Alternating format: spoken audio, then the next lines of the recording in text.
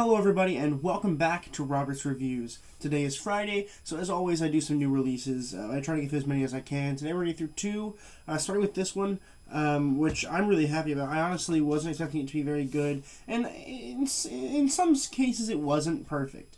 But it's a pretty entertaining movie and I'm really excited to talk about it because it's been a while since we've had a new release that feels worth talking about, you know? Like, there are good movies that were new releases, but nothing that surprised us. And this one I'm actually really excited to talk about. So let's go ahead and start talking about Monday.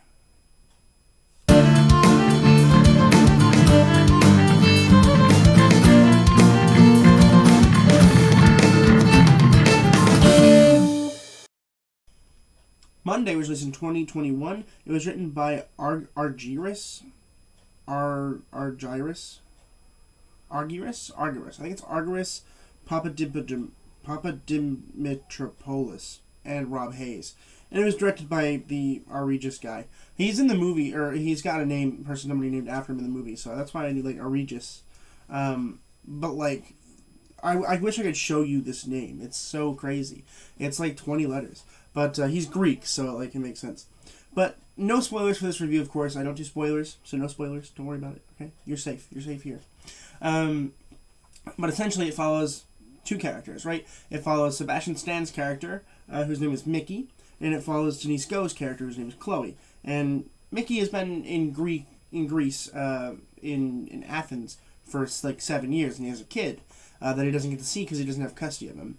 And Denise she's been there for like 6 months, and she's planning on leaving. And they basically meet at this beach, and they have a party, basically. They meet at a party, then they go to a beach, and they're caught naked together on the beach, and it's about them basically meeting each other, and it's about their timeline between them and the end of the movie, okay? Which is hard to specify because I can't spoil anything. But, essentially, it's a romantic movie, right? But it's also got a lot of dramatic points. It's got a pretty good amount of comedy in it. And for the most part, it's wildly entertaining. I do think it's a fun movie. It's a good movie. And it's a movie you guys should definitely check out. But there are a lot of issues with the movie. And I'm going to go ahead and get started with those because they're plentiful. Starting, I think, with the timeline, right? The movie's called Monday because that's like a big day in the movie. And I'm not going to spoil it why. It's interesting, and I'm not going to spoil why. But the issue that I have with that, right, is we don't really have a basis for what day it is, right? They give you a day on the screen every now and then, but most of the time it's just like a Friday. It's like Friday, or whatever. And it's like, but what about Tuesday or Wednesday or Thursday? Like, what are all these days? So it feels like you're trying to follow them along, and sometimes they mention it like it was a weekend thing, but it's not. And like other times it's like, oh yeah, it's been weeks, maybe even months. And, like, to me, it's just really wildly confusing as to what time it is. Not that it necessarily matters, but it kind of matters because of the time that goes by. So I was a little upset about how they decided to go about doing that. It's not the end of the world, and even some modernist films don't have timelines on purpose. And this isn't a modernist film by any stretch of the imagination. But, well, I guess there is some reasons why it could be. But it's a classical film because it's got characters and it's got a narrative. But still, regardless, I wish I had a little bit more time frame. Another issue that I had was the character's, like, fatal flaw, was kind of weird. The female Denise didn't really have a whole lot. She was just kind of, like, riding with the waves here, and it was kind of interesting, and I guess her fatal flaw would have been her ex-boyfriend. I already forgot his name. But I just finished watching the movie like literally 5 minutes ago. Whatever. I think that the issue that was that we don't really care about it until like midway through the movie when we actually meet him and realize he's an asshole, right? Then we get to kind of realize, oh, that is a problem. Whereas Sebastian Stan's main issue is that he only feels happy when he's failing, because when he's failing at something, he can try to be better. He's only happy when he's trying to be better at something, which I can understand, but like also it doesn't feel like it's that big of a deal. But for this movie, he makes it kind of a big deal. And then all of a sudden it isn't a big deal anymore. It's not the best storytelling. And that brings me to another issue, which is the second act. The second act of this movie is not good. It's entertaining and they have some really good parts, but you go from the first act, right, which is really fun and energetic. You get all these new people, and you're like, oh, this is really fun. Fun. They're meeting, and they're having a good time, and there are lots of sex. And then the second act is just this weird, like, intertwining parties that don't really make sense because there's no reason to have these parties. They even mention in the movie that there's no reason. I wish we had more of a diegetic reason as to why they're having a party, but they're like, plot. And I'm like, okay, fine. And it's hard to distinguish exactly when the third act starts, but I think I'm not going to mention it because it's spoiler, but I think I do know when it starts. And I think that the third act is pretty good. And I'm not going to say what the ending is, but I do want to say this director has some balls for how he ended this movie. I am really happy with how this movie ended. This movie was like solid, like went from like solidly mediocre to like really good at the ending. And I can't mention what it is, but I was like, I literally sat on my screen like he actually just did that, and I was like, it was actually really impressive because I did not think they were going to do that, and I was really happy with how they did that. So good for that, because I was honestly not expecting it to go that way, and I'm really happy that it did, because it kind of blew my mind. The good things about this film, though, there are some good things. First of all, I like the romance. There's a lot of good romance. I'm not a huge love at first sight kind of guy, but it worked for me this time, mainly because of Sebastian Stan's charm. He's so charming in this movie, he really is. This is not a movie for kids at all. There's graphic nudity for both the male and the female. It's intense. There's a lot of intense scenes.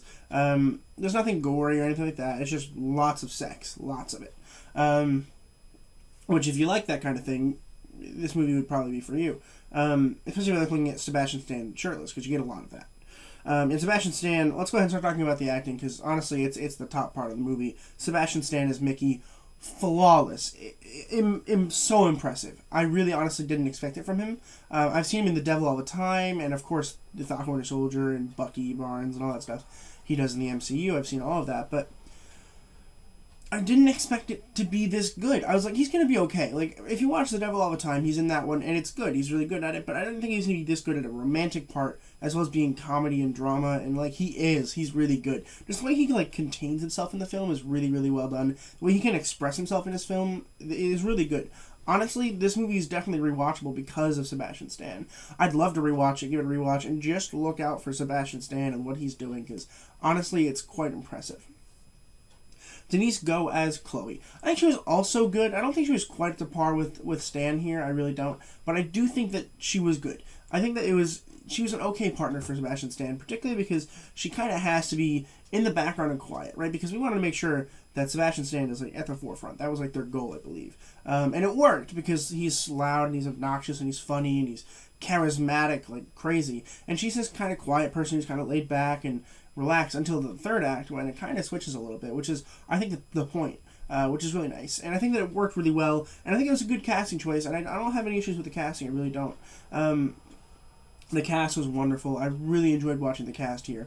And again, the ending was phenomenal. The third act was pretty good. The first act was really good. Second act was definitely a little weird, a little bit of a roller coaster. But overall, definitely a movie worth watching. I wouldn't say it's like my favorite film of the year, but it's up there. It's pretty good. It's not quite blockbuster-y, you know? It's good, and it's a fun film, and it's really fun to watch, but it definitely wasn't as well done as it could have been. It probably could have been 20 minutes shorter and cut out some scratchy parts of Act 2. I think would have been pretty nice to get rid of some of that. But for the most part, this movie's really fun and really worth a watch. And I'm going to go ahead and give Monday a B+. Definitely check this one out. It's on a bunch of renting sites. You can rent on Amazon Prime, Vudu. I rented mine on Vudu for like $7. It's not on Fandango now, as of right now, which I thought was kind of dumb and annoying. I think Jacob's Wife is on Fandango now. I'm going to try to do that one next. That's what I'm going to watch right now after I upload this video. But I think it's a really fun movie. I think you should check out Monday. I'm really excited to watch Jacob's Wife. I've heard good things about it, so I'm really excited for that. You guys can expect that review in about 2 hours, probably about 2 hours-ish. Maybe give or take about half an hour. But yeah, really, really exciting. I was really happy. I honestly was not expecting this movie to be very good, quite at all. So I'm really happy it was, because, you know, recently with all these weird, you know, new releases that have been coming out, none of them have been, like, shockingly good. Like, last week we had My True Fairy Tale, which wasn't bad, but it certainly wasn't good. And this one definitely did get up there, and I'm really happy we had something sustainable finally. Like, it was worth the movie ticket price, right? Because when you're renting it online, it's like $7, and that's a bit of money for me. I work at McDonald's. I don't get a whole lot, but like I did think I got my money's worth out of this, and I think it's worth it. It's definitely worth renting. Definitely worth checking out. So make sure you guys check out Monday. Make sure you guys are subscribing. It's a huge help. If you guys want new releases every Friday, I also release every video that I have. I have once a week. I have different